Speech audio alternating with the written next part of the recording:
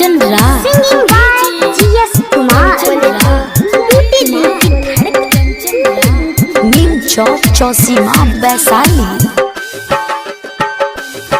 मोरा प्यार के बगिया उजड़ गइल जान, मोरा प्यार के बगिया उजड़ गइल, पुराना भइल सा पनवा रे,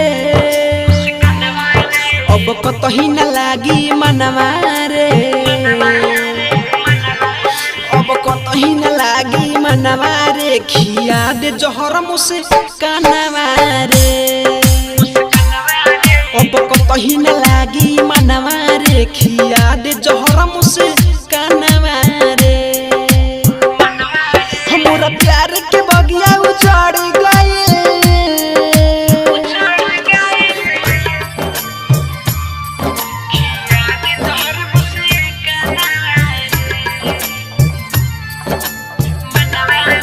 music director DJ Kanchan Raj Hajipur Vaishali. DJ Kanchan Raj Hajipur Vaishali. DJ Kanchan Raj Hajipur Vaishali. DJ Kanchan Raj. Singing by GS Kumar. बोले तो टूटी दिल की धड़कन। हम जी के अकेले करब का, जब साथ तुहर ना पाई बरे, ताना मारी लोगवा हमके तो बोल कहाँ हम जाई बरे, नहिया के बंधन टूट गइल,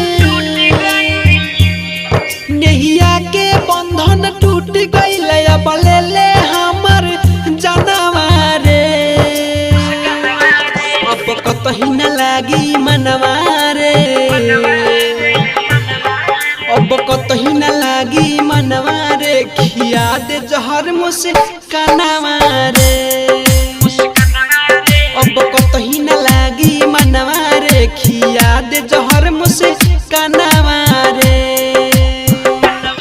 मोरा प्यार के बगिया उजड़ गइल।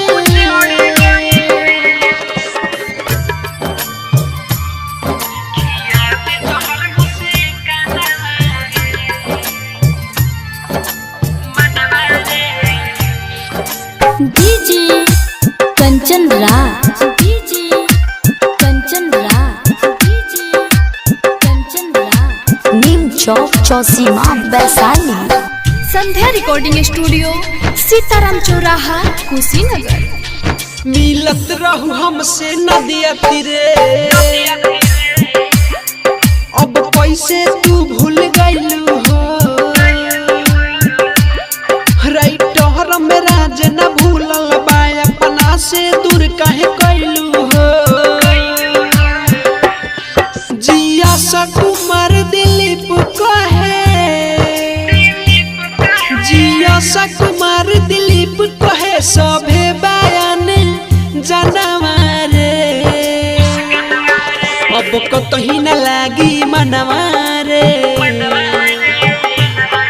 अब कतही न लागी मनवा रे, खिया दे जहर मुझसे कानवा रे, अब कतही न लागी मनवा रे, खिया दे जहर मुझसे कानवा रे, मोरा प्यार के बगिया उजड़ गई। संध्या रिकॉर्डिंग स्टूडियो सीताराम चौराहा।